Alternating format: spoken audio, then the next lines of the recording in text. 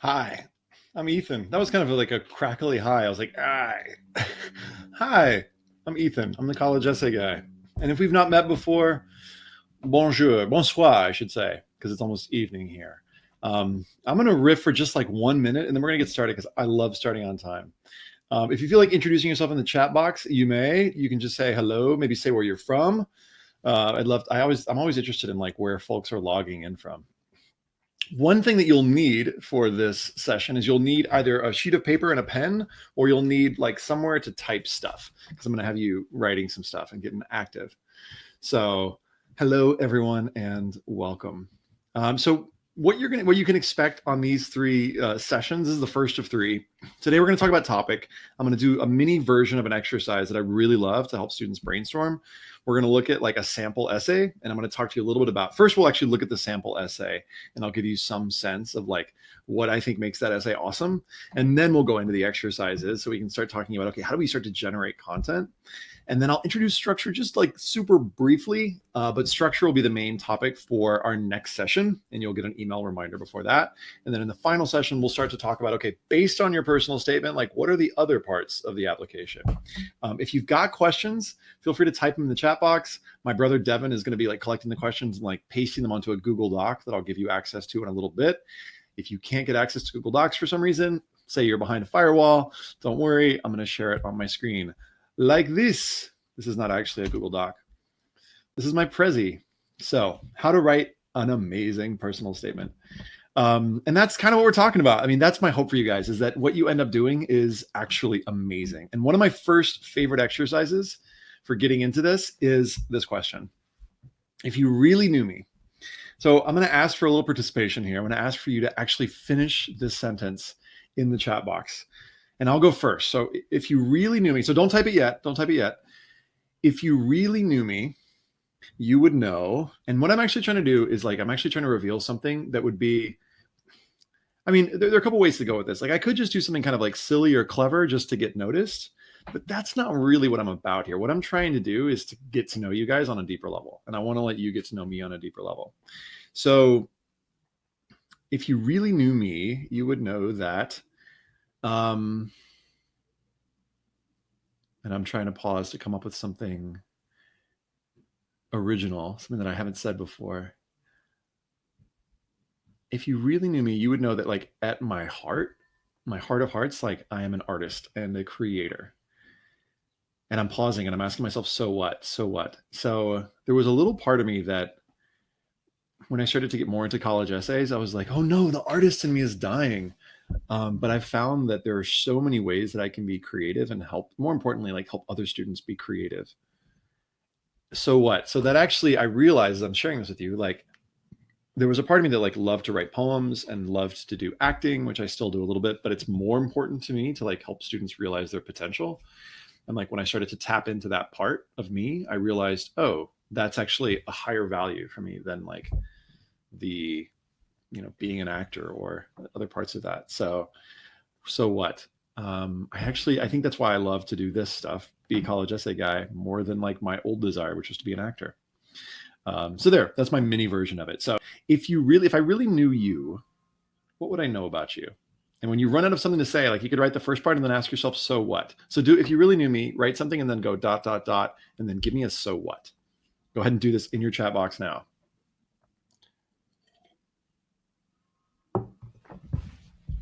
I'll pause. And if you'd prefer not to be read aloud, I think you can actually, send it to me privately and I won't read those aloud. But I might read some of these aloud just so we can get an example of these. If we were in Partners Live, or if we were doing like a course or something, I would have you do this with a partner. But instead, I'm going to have you do this with everyone. So if I really knew you, what would I know about you? Type it into the chat box now. Elijah says, if you really knew I'm a creative person, so what? Elijah, go deeper.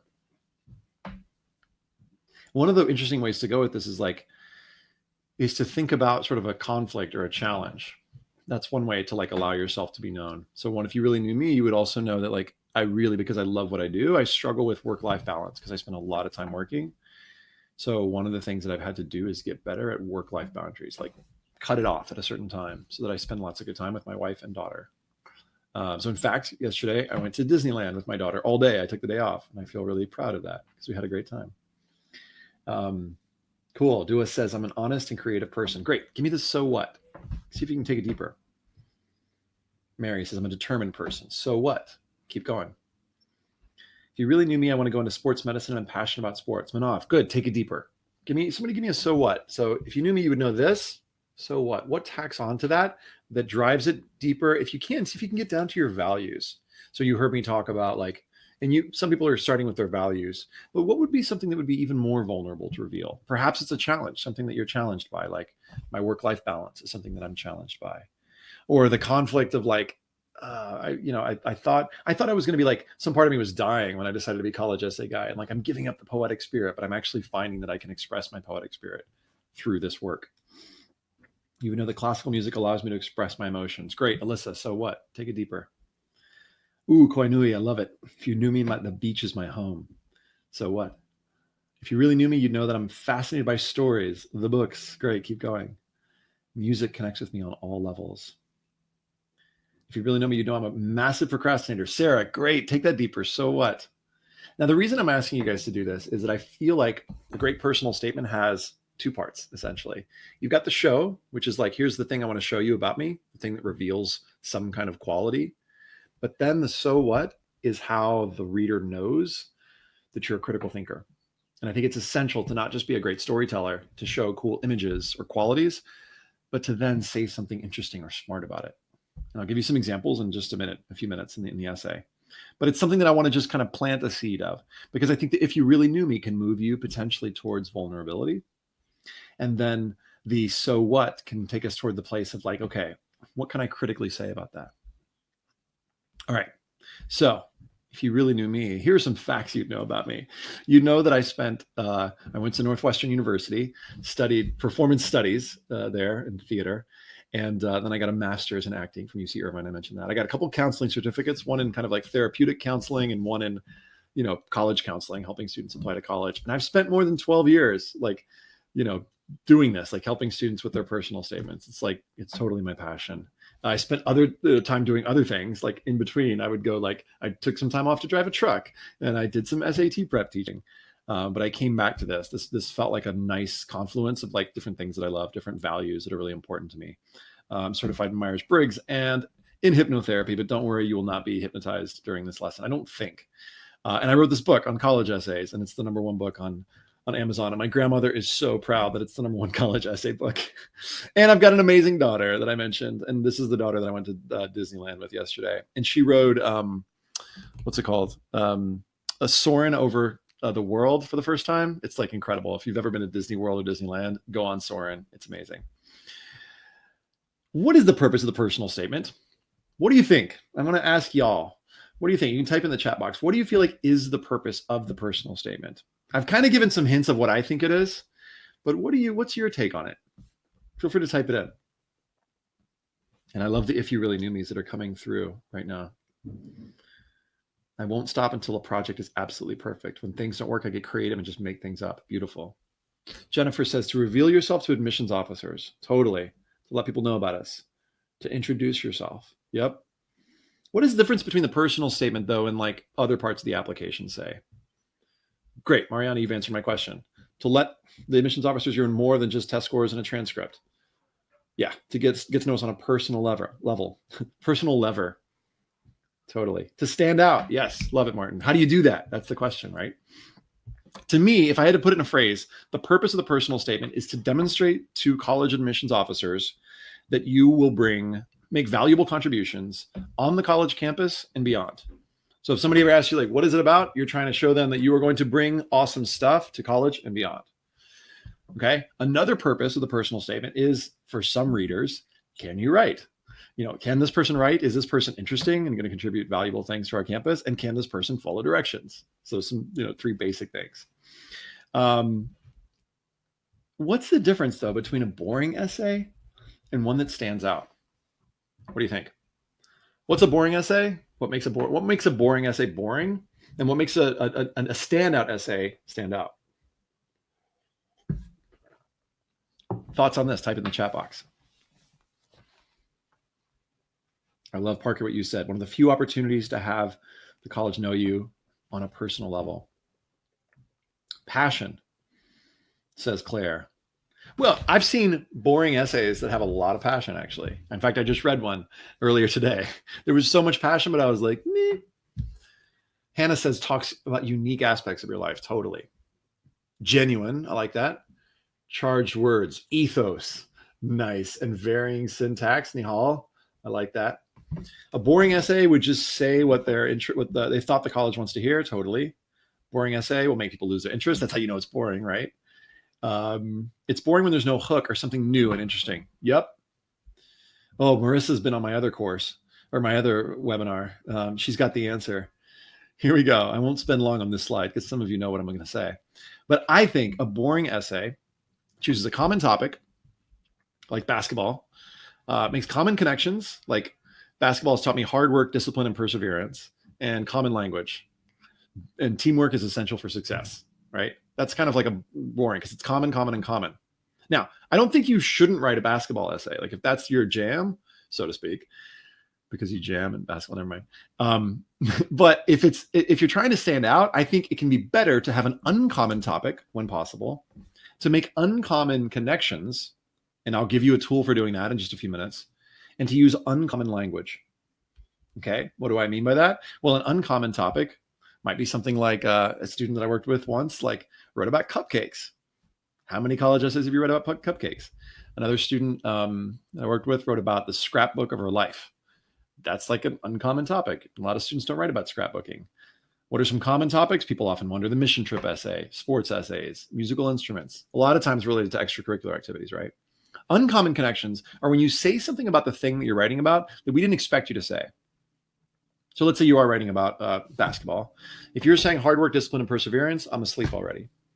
But if instead you're talking about how basketball has maybe helped you, let's say, become a more empathetic person. Well, that might be kind of obvious because it's like, well, when the other team loses, then, I've actually, I feel like I feel for them. That's kind of a common connection. But an uncommon connection in terms of empathy might be like, I never understood why my mom or why my grandma was so into knitting until I played basketball. Okay, there's an uncommon connection because my grandmother, when she knits, that's like her zen. Like she goes, like she just disappears and like that's her jam, right? That's how she finds flow. Mihai Csikszentmihalyi, that TED talk on flow, check it out. It's awesome. That's how she finds flow. I didn't get it. I thought it was kind of boring until I started practicing free throws. And when I started to practice free throws and I got really into it, Zen and the art of like the free throw, then I started to find, this is my flow. This is my way in. So basketball helped me find my Zen, my calm, my flow. A little bit more interesting, right? It's not mind blowing, but it's more interesting than we won the big game or we lost the big game. So that's just one example. And then uncommon language. I didn't understand I didn't understand my grandmother's knitting until I started shooting free throws. That's uncommon language. You didn't expect me to say that. Okay, so given that, how do we do it? How do you decide what to write about? How do you pick a structure? That's what we're going to start talking about today, and then we'll talk more about next time. And then what does an amazing personal statement look like? That's what we shall discuss today. All right, let's get into it. I used to work at a video store. That's what you should know about me. And I love movies so much that at Northwestern, I studied screenwriting and thought, I want to be a screenwriter. So I moved to Canada for a summer, like you do. And my best friend and I wrote a screenplay and we were like, this is it. We found our calling. And then he got into USC for screenwriting. And I promised him that if he got in, we'd move there together. So we got in his 92 Corolla, pictured here, named Blue. And we drove to Hollywood to make it big in screenwriting. And we actually lived in the shadow of the Hollywood sign, not literally in the shadow, because that'd be weird, but like right over there on Franklin and Normandy. Don't live there now, so you can't come and stalk me. But once we were in LA, we were like, this is it. We're living the dream. Ryan went into USC for screenwriting. And I basically stole his screenwriting education. So I read all the books that he was reading and some that he didn't read. It should be noted. This was my favorite one, by the way. Actually, these two, Save the Cat and Story. So if you're a budding screenwriter, read these two books. Actually, you should probably read all these books. I would say read Poetics first, and then read Story, and then read Save the Cat. But basically, all these, these books come back to this. They reference again and again this. the hero's journey. So here's like the short version of the USC screenwriting education. A hero is called to adventure from the known world into the unknown, goes through some stuff, and then returns with some new gifts. That's every movie you've ever seen in some sense, right? Now, why am I sharing this with you? Because while I was in, this is like 2003, 15 years ago, or 16 years ago, 15 years ago, I was helping students while I was doing this with their personal statements. And we were working on this prompt, which was the old University of California prompt. Describe the world you come from and how it's shaped your dream. Tell us how it's shaped your dreams and aspirations. So as I'm working with students on this prompt, and they're describing the world they come from and how it's shaped their dreams and aspirations, at night, I'm reading these books on screenwriting and talking and thinking about the hero's journey. And it doesn't take a genius to make the connection and be like, oh, wait, we're kind of doing the same thing. So I realized that my students were basically writing mini movies. So takeaway number one, you're writing a mini movie. This is the 3-minute movie of your life or a story from your life. Okay? Describe the world you come from and how it's shaped your dreams and aspirations. But how do you get into like the world you come from? How do you do that in 650 words? I'll give you a tip in just a second. Actually, I'll give you an exercise in just a second. But when it comes to describing the world you come from, I found that students oftentimes had faced challenges in their life. So if we could, we'd do a little quick poll, and I would ask, how many of you, show of hands, have faced challenges in your life? You don't need to show me your hands. You can just think about it. Have you faced challenges in your life or not? And how many of you have not faced challenges?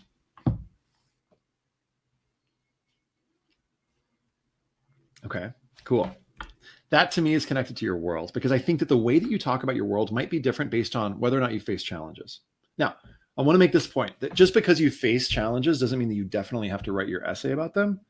But I find that sometimes writing about those can help us understand deeper parts of your values, like what you're really about.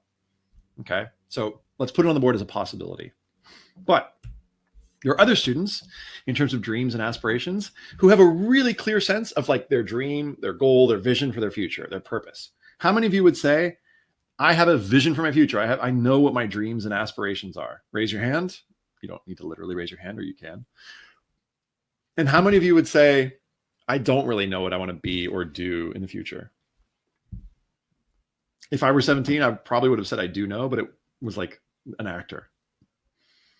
So based on the answers to these two questions, check this out. They break up into 4 types of essays. So in the type A essay, we've got students who have faced significant challenges and who know what they want to study. And then we've got in the type B essay. These are not types of students. These are just ways of writing your essay. Students who've not faced challenges, but do know what they want to study or be or do. Type C, students who have faced challenges, but don't know what they want to study. And type D, no challenges and don't know what you want to study. Just real quick, let's take a quick poll. Which ones of these, which one of these resonates with you the most? A, B, C, or D? I'm just curious. We've got one vote for C, A, B, C, B, B, A, B, A, B. I wish we should have done a quick poll. Next time we'll do a quick poll. Lots of B's and A's. C, there's one D. Lots of B's. Sharmila's asking me to define significant. You define significant. Like, what is a significant challenge for you? I mean, for me, it's probably not grades, because that's something that's common to most students, although that may have been a significant challenge. I would say that there's probably something deeper than that. Like, what was the challenge that was like related to grades, if that's the challenge? For some students, divorce is a significant challenge. For other students, not so much. So it just depends on what you would define as significant. Like, how did it impact your life? There's an exercise that I'll talk about a little bit next week that can help you figure out, was this truly a significant challenge? Right now, make it mean what you want it to mean. Okay, so based on these 4 types of essays, there are different structures. And I'm going to talk about a little bit about, well, first of all, good news is you can write a great essay whether you've faced challenges or not. okay? And whether you know what you want to be or do or study or not. In fact, you can write a great essay, even if let's say you have the type A essay in your head. You're like, yes, I face challenges and I know what I want to study, but you know what? I don't want to write about either one of those. I'd rather write about different things other than my challenges. Some students are like, my challenges define me. Other students are like, my challenges do not define me. Either one of those could make for an essay, right? But if you could be that you write a type D essay where you don't write about your challenges and don't write about what you want to study. Totally legit. So I just want to open that up because sometimes students see this and they freak out and they feel like, oh my gosh, I can't write a great essay unless I face challenges and know what I want to study. You can write a great essay no matter how you relate to these. Really, it's a question of paths. So today I'm going to talk to you a little bit about montage structure, and that connects to the types B and D. Now, next session, we'll talk about how to write the type A and C essay, okay? But for this one, I actually want to show you a sample essay that uses the montage structure. So what is montage structure, first of all? You're not going to be as familiar with it from movies because most movies use the narrative structure, okay? Narrative structure, broadly speaking, connects events in a cause and effect way.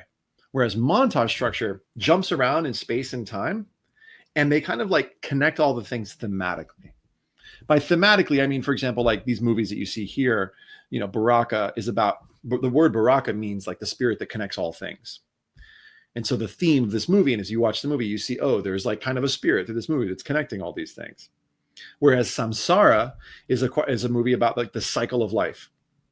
And the cycle of life, as you see in this movie, is woven through it on all kinds of ways. Tree of Life kind of is about both of those, and about lots of other things. So usually it's kind of a broad theme. For your essay, though, if it's too broad, it kind of gets mushy because this is a 650-word thing.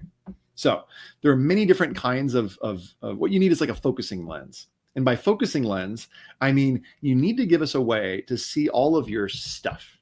Now, what do I mean by stuff? In a minute, we're going to do an exercise after I read the essay that's going to help you generate some stuff that you want colleges to know about you. So to write a great essay, you need two things. You need a lot of great stuff, and then you need a way to organize all your stuff. And so this montage structure is a way to organize all your stuff. And it requires what's called a focusing lens. A focusing lens is something that connects all the random details. They don't seem so random.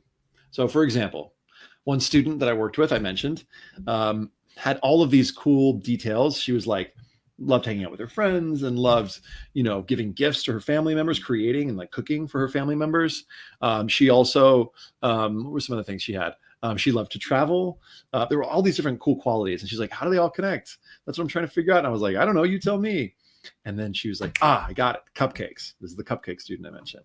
She realized that cupcakes were a way to show her connection with her friends, the ways that she likes to contribute and give to her family, and her love of travel, and a ton of other things. So everything that connected in her essay was cupcakes. Cupcakes was the focusing lens. So these are focusing lenses, a way of getting into all the different qualities and values, connecting all of her stuff. Okay. That's one way, is connect with something that you absolutely love and know a lot about. So some people write an essay about how wrestling is life, or chess as a metaphor for life. I've played a lot of chess in high school, so I could write a fun chess essay and about how all of it connects to all these different deeper parts of me, and vulnerability, and learning from people who are not as good as you, and how can you learn from somebody who's better than you, and is chess really about winning? So there are all these different metaphors that I find in chess. So I could write the chess essay, but really your topic is not your topic, right? Your topic is just the focusing lens for getting into different parts of you. Okay. Another potential one is something that you want to do or be. So one student that I worked with had a particular career in mind. And I'm actually not going to tell you what the career was. I want to read you the essay, and then I want you to see if you can guess what the career is. Okay. Here we go. As a kid, he says, I was always curious. I was unafraid to ask questions and didn't worry how dumb they'd make me sound. In second grade, I enrolled in a summer science program and built a solar-powered oven that baked real cookies. I remember obsessing over the smallest details. Should I paint the oven black to absorb more heat? What about its shape? A spherical shape would allow for more volume, but would it trap heat as well as conventional rectangular ovens? Even then, I was obsessed with the details of design. Okay, pause right there. What have we learned about him already? Type it in the chat box. What do we know about this dude? We've already got some guesses. Don't guess yet on the career. Wait till I ask you. I want you to guess in a few minutes. I want you to try and see if you can just tell me what are the values. Oops, sorry, that's loud. What are the values that are coming through really clearly? And I want you to hashtag them. Why? Because values are common to us all. We all have the same values, basically. So hashtag, put the hashtag next to it. So we've got detail-oriented, yes. Intellectual curiosity, yes. Critical thinker, perfectionist, meticulous, yes. All these, super clear. Hashtag perfection, hashtag details. Hashtag inquisitive. You guys, I just read like 4 sentences and you already know a ton about this guy. Why is this a great paragraph? Because of the values. And it didn't stop in 2nd grade, he says. A few years later, he says, I designed my first pair of shoes, working for hours to perfect each detail, including whether the laces should be mineral white or diamond white. Okay, how do we describe somebody who can tell the difference between mineral white or diamond white? Any thoughts? How would we describe this person? A few years later, I designed my first pair of shoes, working for hours to perfect each detail, including whether the laces should be mineral white or diamond white. OCD, I've heard that term before. Detailed, obsessive, maybe. Even then, he says, I sensed that minor differences in tonality could make a huge impact and that different colors could evoke different responses. Okay, check this out. So this is the if you really knew me, followed by the so what. What do I mean? Check this out. I realized my microphone was way over here. Can you hear me better now? Cool. A few years later, he says, I designed my first pair of shoes. So this is the, if you really knew me, you'd know that I designed my first pair of shoes when I was younger, working for hours to perfect each detail, including mineral white or diamond white. So what? Even then, he says, I sense that minor differences in tonality could make a huge impact and different colors could evoke different responses. So I get a little insight. So the key, I think, one of the 2 keys to a great, well, there are 4 keys to a great personal statement, but 2 of them are core values. Second, so what insights. Insights are what I call so what moments. In high school, he says, I moved on to more advanced projects. So as I'm reading this, I want you to hashtag it. What is the quality that you're seeing? I moved on to more advanced projects, teaching myself how to take apart, repair, and customize cell phones. Whether I was adjusting the flex cords that connect the IPS LCD to the iPhone motherboard, look at that geeky language, I love it, or replacing the vibrator motor, so what? I loved discovering the many engineering feats Apple overcame in its efforts to combine form with function. Hashtag dedication. Hashtag passion. What else? What is he good at? Hashtag curious. We've got that. Pursuer. I like that, Miles. Explorer. Sharmila, nice. Yeah, he's exploring something and he's exploring it how? Like actively, like with his hands, right? He's getting in there. Next paragraph. And once I obtained my driver's license, do it again. What about for this paragraph? Once I obtained my driver's license, I began working on cars. You've got hashtag engineering.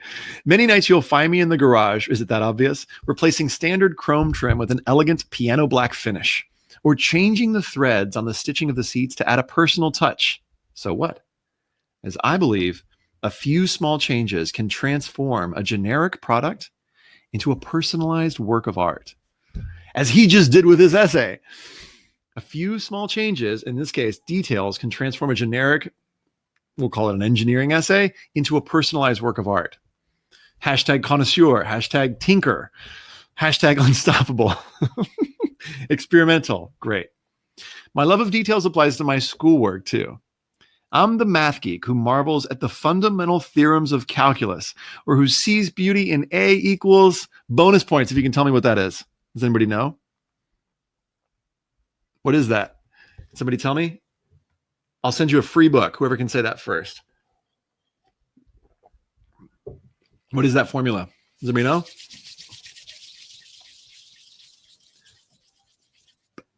Nobody's typed it yet. All right. Free book to the person who can tell me what that formula is. So what? So he loves, there it is. Rashmi, you got it. Email info@collegeessayguy.com and you get a free book. We'll send it to you. All right. My brother will send it to you. Again, it's in the details. So what? One bracket off or one digit missing and the whole equation collapses.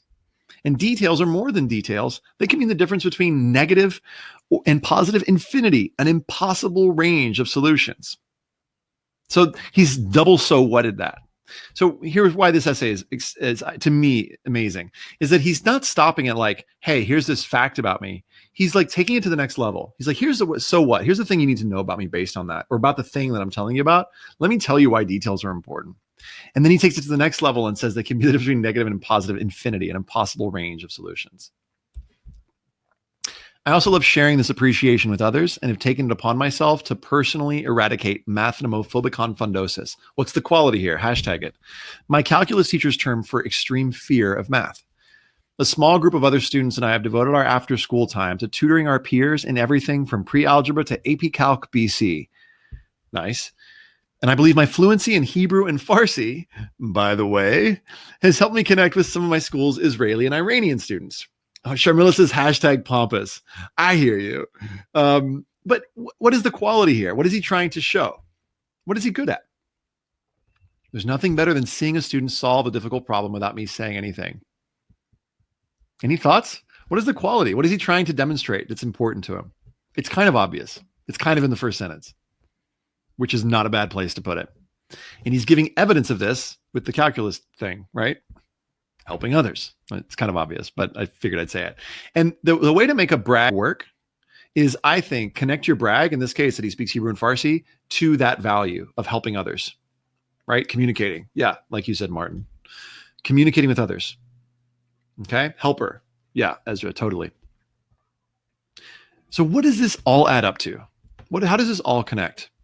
You probably think I want to be a designer or perhaps an engineer. Wrong. Well, kind of. Actually, I want to study endodontics, which is, I'll save you the Wikipedia lookup, a branch of dentistry that deals with the tooth pulp and the tissues surrounding the root of a tooth. Did you see that coming? As an endodontist, I'll be working to repair damaged teeth by performing precision root canals and implementing dental crowns. Sound exciting? It is to me. It's like a really sweet, vulnerable moment. That's another quality, I think, of a great personal statement, is vulnerability. The fact is, he says, it's not unlike the work I've been doing, wait for it, repairing cell phone circuits and modifying cars. Though there is one small difference. In the future, I'll still be working to repair machines, but this machine is one of the most sophisticated machines ever created. The human body. Bam! Here, my obsession with details will be as crucial as ever. A 1 millimeter difference can mean the difference between a successful root canal and a lawsuit. The question is, will the toothbrushes I hand out be mineral white or diamond white?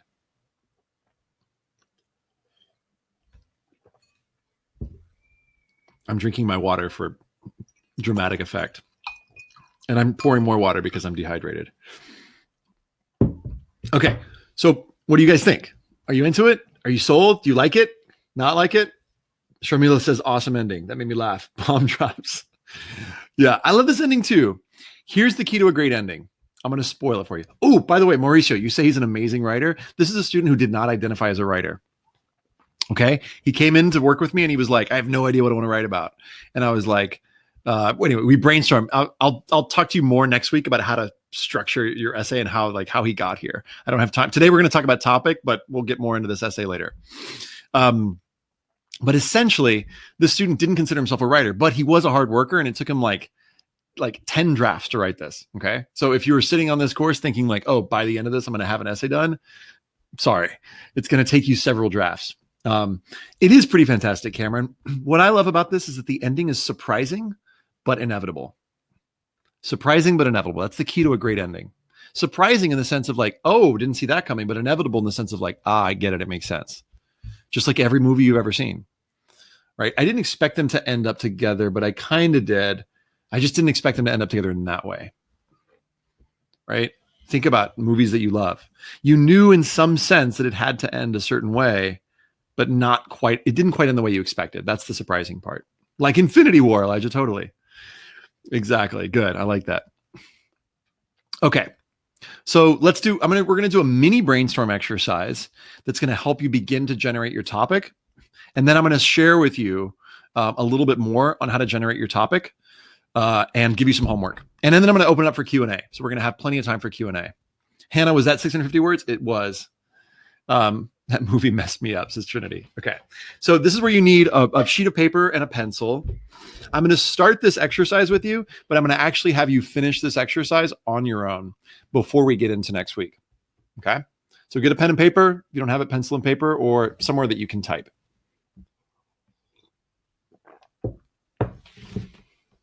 You ready?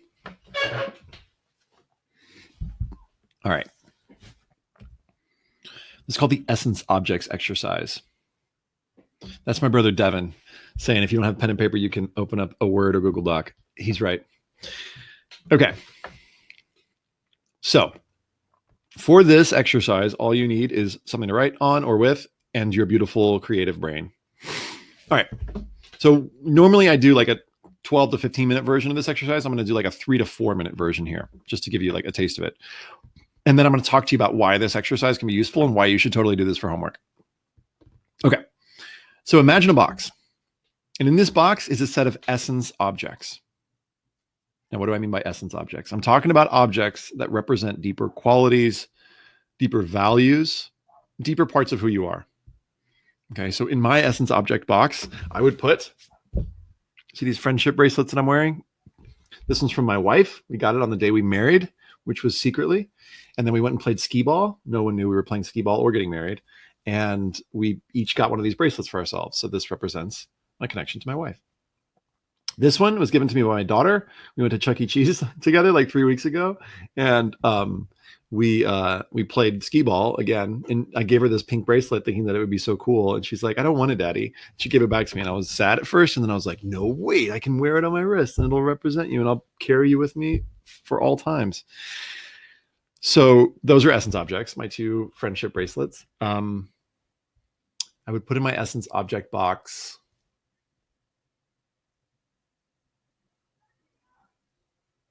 broken mala beads. My daughter, I'm thinking about my daughter today a lot. When she was 5 months old, she like broke my mala beads, and it was like they were all over the floor. They like splashed, and they used to represent my like calm and comfort. And then that's what happened to my calm and comfort when my daughter was born. So it would be like handful of mala beads represents my sense of calm. I would put my Google spreadsheet on there because I have a spreadsheet where I track 7 different things that I do each day on there. That's a weird essence object, the way that I organize my life. I would put in there dust from the Burning Man desert because I go to Burning Man each year. And that's an important part of me. It would take too long to explain why, but this is the job. And this is what I want you to do is I want you to think about what are your essence objects? What are the qualities? No, don't think about the qualities. Well, think about like the specific objects that represent deeper qualities for you. So list some of your essence objects. You can either type them in on the chat box if you want, or you can type them, create your own, start your own list. You're going to have to finish the list for homework.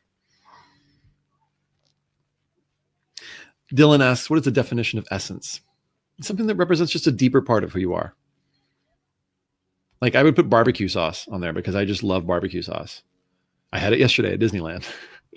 That also represents, it reminds me of my grandmother because she used to, give me barbecues on the side with like food that she would cook for me. Yeah, like qualities. How many? See if you can come up with 10, Sarah.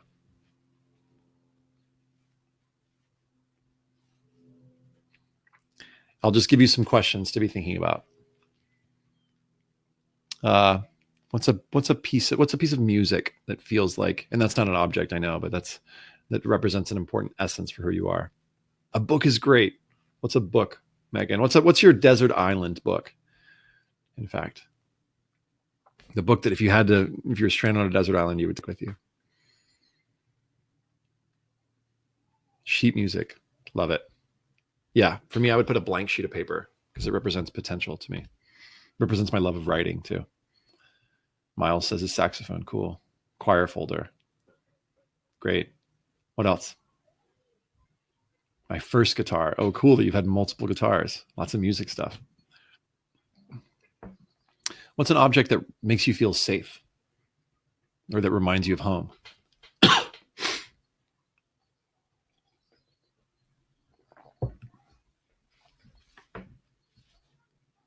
My analog watch. That's interesting.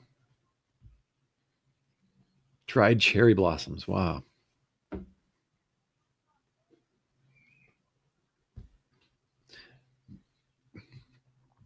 See how specific you can get with it. So if it's like my bike or a bed, like what is it about the bike or what is it about the bed that makes it specific to you?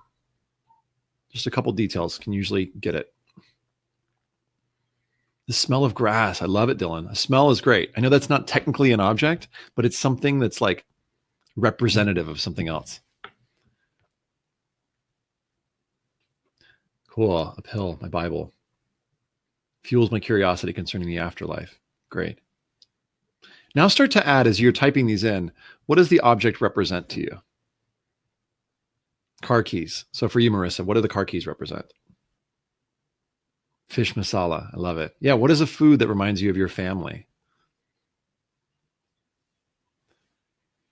Maybe my original smartwatch. That thing was awesome. Super dependable and granted me official nerd status.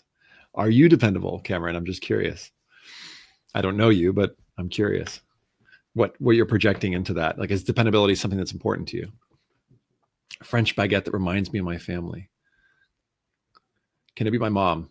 Abini Bola, what is the thing that reminds you of your mom? So for everybody, like your relationship with your mom. So for me, my mom, the essence object that would remind me of my mom would be, because if you put mom, that's going to sound like everybody else, right? Oh, moms are important, but like, I want to know more about the relationship to your mom. So my mom, what could I tell you about my mom? She loves to laugh, like a lot. It would probably be a book of dirty jokes, because my mom actually, she wouldn't like me saying this to all of you, but like she really loves dirty jokes. So book of dirty jokes, because my mom loves, that's what I would put. Reminds me of my mom. My dad would be, he makes this soup called kitchen sink soup, where he basically takes all the leftovers and like just throws them into like the soup. So it's like everything but the kitchen sink, but he actually also puts the kitchen sink in there. So that would remind me of my dad. So what would it be for you guys? Like, you know, when you think about your connections to your mom or your dad. This is interesting. This weirdest Japanese gate thing that I got, it represents both my love of Aikido, and because it has two sides, I can talk about the two sides of my personality, the one I show at school and with my friends, and the one I use at home. Anya, that's one goal of this exercise, is to try and find potentially a focusing lens, which it sounds like you've just found. Like you found something that represents two sides of you. There's potentially an essay topic there. Okay. Great. Write about that. Go write about that. One, as I'm sharing this with you, let me give you some like, what is the purpose of this exercise? Why are we even talking about this? So one of the things, the purposes of this exercise, and I know that you're still kind of in it, so it's kind of weird for me to tell you like why you're doing this, but one of the goals of this is to begin thinking in terms of images. So storytelling, and I've already said your essay is a movie, is a visual art form, right? There's something, when I hear Anya, when I hear you say this weirdest Japanese gate, that if you were to describe it, I'd know more about it, but it represents these two sides of you, the one you show at school and the one you show with your friends, and the one, school and friends, and the one you use at home. Like, that's interesting, because it seems like there's some kind of like separation there. And there's like a seeming like implied conflict there, which could be the stuff for an essay. So first is to sort of begin conjuring images so that we begin to sort of work in that terrain. T.S. Eliot once said, the only way to express emotion in art is through an objective correlative, through an object that we correlate certain emotions to. Because if you just said to me, like, I have two sides of myself, this and this, we'd be like, yeah, okay. But starting with this weirdest Japanese gate is like already an uncommon topic, because I've never read an essay about a weirdest Japanese gate. Okay. So that's one. Oftentimes I find that students using objects and images, there's something that can communicate more than just abstract words. So, you know, another essay, like for example, that essence, or that endodontics essay that we read, that guy talking about, you know, taking apart the IPS LCD to the iPhone motherboard or whatever you're saying, like there's something in those specifics. And then the objects of the LCD, even though I don't know what one looks like, the iPhone motherboard is communicating his love of details and just how deep he's gone with this. Okay. Or seeing him in his garage, the image of him in his garage, like working till late, like replacing standard chrome trim with an elegant piano black finish. I'm getting that value. Like in the movie Inception, I don't know if you've seen that movie. Not many people have, but like they're planting ideas in your mind without trying to get caught. That's kind of what the movie's about. I don't think I spoiled anything, but that's what you're trying to do, is you're trying to get the reader to know, like, here are some of my core values and qualities, without saying, hey, by the way, I'm like super hardworking, or like, I'm hardworking, but I'm kind of shy. Like, you could say that, or you could just give an example of how being hardworking and like getting in the garage actually allows you to like fuel your inner introvert, if that's where that part goes. What we need is a so what, though, to give us a sense of like what that means to you. Okay. Any one of these objects, for example, like Anya's, could lead to an essay topic. Right? I've had students be like, it's this weird whistle that I hang above my bed. And I'm like, what does that represent? And they're like, oh, it's the whistle that my volleyball coach who died of cancer, gave to me right before she died, because I was her assistant coach, and she was like passing this on to me. Like, whoa, tell me more. That's a story. And he told me this amazing story about this, how he didn't believe in himself, but this coach gave him a chance, and he ended up coaching like the girls volleyball team, and through like just developed tons of values and got really close to this coach, who then died, but gave him this whistle as a way of being like, you got this, like carry on the team. It was like, we're crying in the workshop room listening to him talk about this. So you never know when one of these objects could end up opening like a portal that could be the focusing lens for your essay. So the focusing lens, if we talk about Anya's example, could be the weirdest Japanese gate that represents these two parts. Or the focusing lens could be like, hey, here's this whistle. Let me tell you about this whistle that I hang above my bed and why. That could be a portal. Okay. The other thing is that potentially these different essence objects could represent a lot of like different like elements in your montage. So in that last essay that we just looked at, you've got all these different like cool paragraphs that show these different qualities. And then he's got like a paragraph or like these different specific details that like bring those to life. So that's another way to do it. All right. Details like draw us in. They draw us in. They invoke like that flow state. I mentioned that in that TED talk. If you haven't seen that talk, it's pretty good. There's a book, but you can get it all from the TED talk, where invoking the flow state in the reader, there's something about that essence objects exercise that you're able to do that. And you're also able to actually do that to get in the flow state as you do this exercise, which you have to do for homework. I'll give you a link. Okay, so let's do another quick exercise, and then we'll get to Q&A. So the next exercise I want to talk to you about, and then again, I'll talk to you about what's awesome about this, is the values exercise. And for this, I need to actually bring up another page. Actually, just Google values exercise. So literally just Google the word values exercise right now. And this is what you'll find. Let me pull this out. Then you can like copy and paste it. Okay, let me switch my screen over for you. Hi. Hello, hello. All right, here we go. So this is my essay workshop in a box. I'm going to give you access to this, show you how to find it, how to get it. But here's what we need. Here's me holding my hand up intensely. Okay, so I want you to look at this values list for a second. And I want you to see if you can identify. Actually, let's move to part 2 of the exercise. Let's get advanced. Could you connect any of your essence objects to one of these values? So try it right now. Look at your essence objects list and go, okay, does this connect? What value does this represent to me? Some of you are already doing it. Like Nick, the safety glasses, precision and focus, already I'm getting those values. The passenger seat, support from Mom Nahal, awesome. Can it be a color? Yeah, totally. The bracelet I got from my friend's funeral reminds me to always be appreciative of what I have with my friends and family. Yeah. My hair differentiates me from my peers. I'm African and I struggled with self-appreciation. It was a huge part of self-appreciation. You could write a whole essay, Abini Bola, on your hair. I mean, that's other students have written that essay before, but you've never written that essay. And I would be interested in reading that essay from you. Can you do multiple objects in one essay? Of course. In the essence object, in the endodontics essay, there were lots of different essence objects. And if you go through it carefully, you start to see like that little solar powered oven, for example, that he made when he was a kid, or like, the math tutoring, like the tutoring, the worksheets that he used there, or the iPhones that he took apart, or the shoes that he designed. Those are all essence objects. If it's, good question. Does it have to be an object or can it be a concept? For example, companionship. Show me companionship. Give me the visual, the concrete thing so that I can see what that looks like, what it represents. Analog watch, safety and order, glasses, stability. My sewing machine, patience and self-discipline. I love it, Alyssa. Not many students these days write about sewing machines. So there's something potentially there. My keys, individuality and goals. Interesting. I'd love to hear more about that. Okay, friendship. These are great.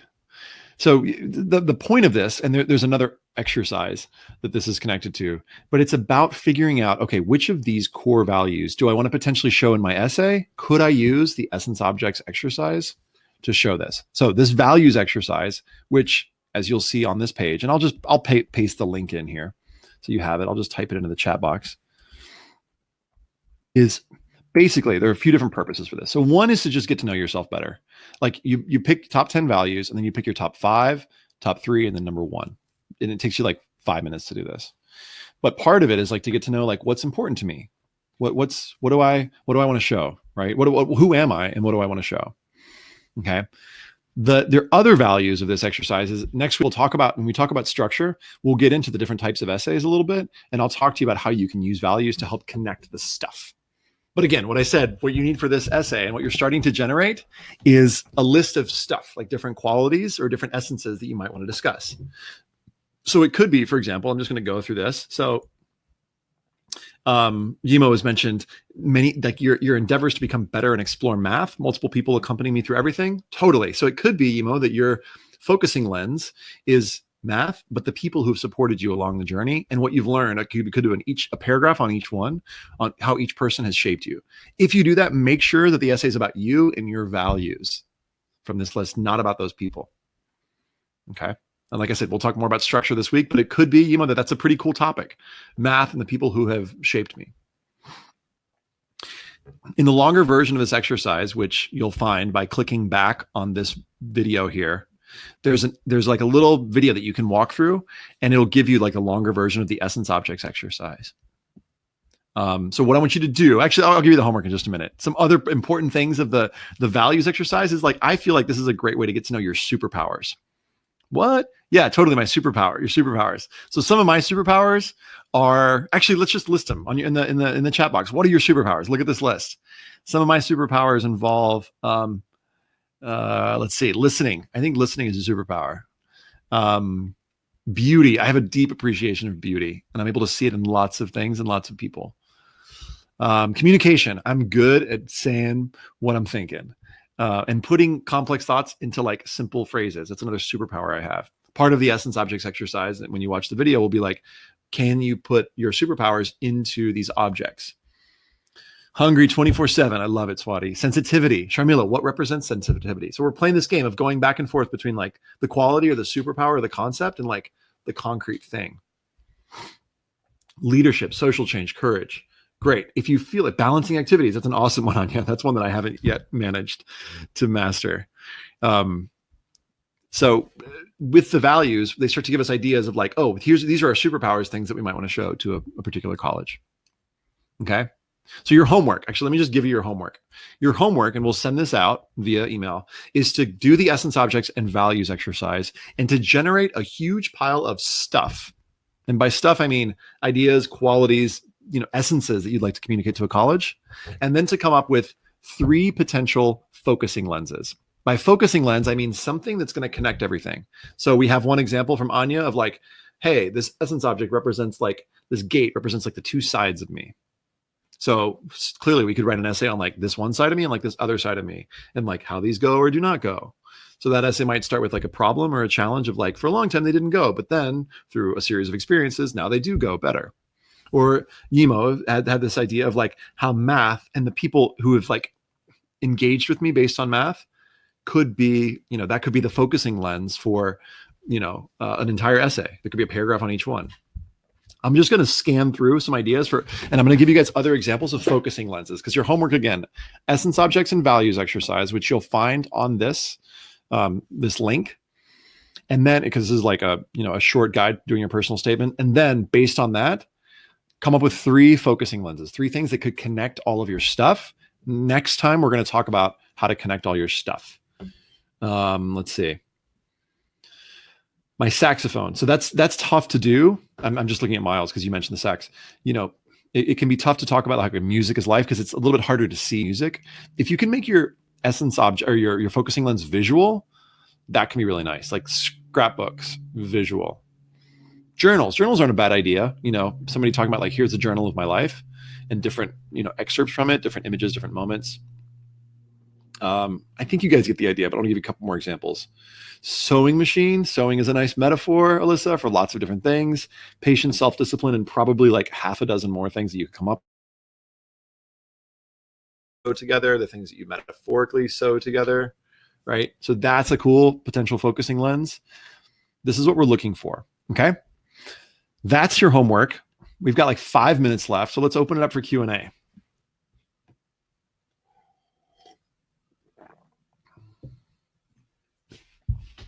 I like that I said 5 minutes right at the 5-minute mark. Can an essence object be a focusing lens? Yes, Cameron. The ones that I just mentioned are essence objects that could turn into focusing lenses, like the sewing machine or like the weirdish Japanese gate. Can I get the PowerPoint? Yes, we'll send out the recording. You got it. What else? Other questions? Is the homework clear? We'll send it out by email. But essence objects values exercise, make a big list, and then come up with 3 focusing lenses. Is the essence objects only for BSs or all types? Good question, Marissa. It's for all. It's for all types. Miles asked, a problem I have with the essay is that I want to give credit and mention my parents had to go through to get me where I am, but the essay is mainly about me, so I can't stay too long on that. Good idea. Yes. But I still want to give them their due credit and make sure that it's enough. Why? Because it's going to help you get into school, or because you want to write, because you want to give mom and dad props? If you want to give mom and dad props, write them a poem and be like, you guys mean so much to me. I don't think you need to do it in like you don't need to do it in the official way of like the college application. So write them and tell them. And then make your college essay about the most important parts of you. If parents work into that, great. But don't put pressure on yourself to like make this essay like ode to mom and dad. Okay. Release yourself of that pressure by writing them a letter and make it a really good letter. Make it a poem, write them a song. Are all colleges going to have the same type of essay? Good question, Claire. So we're talking right now about the main personal statement, which is going to be 650 words. And it's going to go for your Common App that will go to most of the schools that you apply to. Common App, you can look up what that is, but it's basically where you write your essay for applying to most schools. Other schools have different applications, like the University of California schools, University of Texas have their own applications, but oftentimes you can reuse this main personal statement. That's one.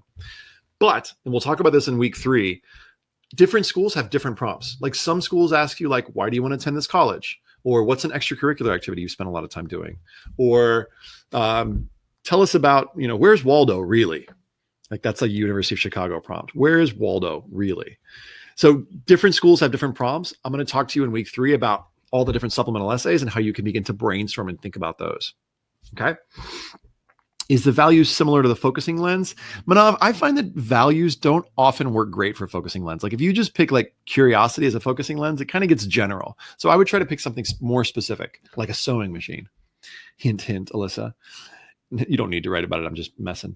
Is the homework to find one essence object that really connects to a person? Nope, Dylan, you're going to go to this website, this link that I shared with you, and you're going to do the essence objects exercise. Okay. So everybody look, when you click, so you'll click the top, essay workshop in a box. Thanks for asking, because other people might not have been clear on this. So here's the homework. This is my free guide to the personal statement. I want you to go through and I want you to read the essay essentials questions.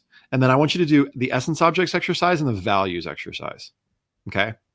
And then I want you to come up with 3 focusing lenses, as we've talked about here. Next week, we're going to get into the structure part. I'm going to talk about the 4 types narrative montage. If you want to read ahead, you can read ahead. Okay. But if you don't, and if you click on the montage type, how to write a montage essay, you'll see like some of the montage, how to write the one that we looked at. Okay. But essentially that's what we're going to be getting into next week. And then in week 3, like I said, we'll talk about a bunch of different essays. Thanks for asking that. Other people might have wondered. Film is my major. Could I incorporate my camera lens into my essay? Yes, Corinna, but that's a pretty common topic for a film major. Can you lie about the object? Sarah, I don't know why you would want to do that. Do readers have personal bias in reading? For sure. Yes, they do. Are we going to get practice prompts where we evaluate our writing styles? I'm not sure what you mean by that, Abini Bola. The prompts that you'll need to write are called the Common App prompts. And if you Google Common App prompts, you'll find those. Do you need an object? The essay was more of an experience. Cecilia, objects help us generate ideas and essences and content. I want you to first, rather than picking one and just focusing in on it, usually students don't have enough content, enough stuff to write about. So this essence objects exercise and values can get you to think about, what are all the different parts of me? Okay. Because it's in generating, I'm going to just take this off for a second. It's in generating all these different parts of yourself that you start to get more variety. Because oftentimes when students write their personal statement, it's focused on like one particular thing and it kind of stays narrow and focused. So I want you to try these exercises because it's going to be like pop, pop, pop, pop, pop. There are going to be all these cool different colors and shades. And then next week, I'll talk to you about how to connect them a little bit more. Benjamin, good question. I want you to bring this next week. Where's the line between being vulnerable and giving too much information about yourself? So next week, when we talk about narrative structure, I'm going to answer that question and other things related to how do you talk about challenges? Because this first essay type that we talked about, montage, is not about challenges. I'll ask like one or two more questions. What's considered a short essay? Like, what's the average word count on the essays you've come across? So for this main personal statement, it's 650 words. A short essay might be like, say, 200 to 300 words. Okay. The other thing you should know is I'm teaching a course on this that I'll tell you more about in week 3. In the last 2 weeks of June, I'm like walking you through every step of the personal statement process. I'll tell you about that in week 3 though. How would I answer that Waldo question? Keith, I don't have time to answer that right now. Let's see. I think the other questions got answered. If readers have personal biases, would it be better to write something not religious or political? Yes, Emo. I believe it's better to not write something religious or political. When talking about yourself, this is the last question. Should I include internships I've done that help with my major? Potentially, yeah. And it depends on the school. But basically, if you are interested in a particular major, having something in your entire application could be a good idea to demonstrate ethos, right? To demonstrate that you are like, you've got what it takes to like pursue this particular major. If you're applying to like, for example, UC Berkeley for engineering, yes, you want to demonstrate clear qualities that show that you've got what it takes to like excel at this amazing engineering school. The question is, do you put that in your main essay or do you put that into like a different part of your application? That's what we're going to talk about in week 3. But for now, because I'm going to close it because it's been an hour, your homework is number 1, do the essence objects exercise. Number 2, do the values exercise. 3, come up with 3 connecting lenses. In other words, focusing lenses for the montage style. And then I'll tell you what to do with them next week. All right. Talk to you then.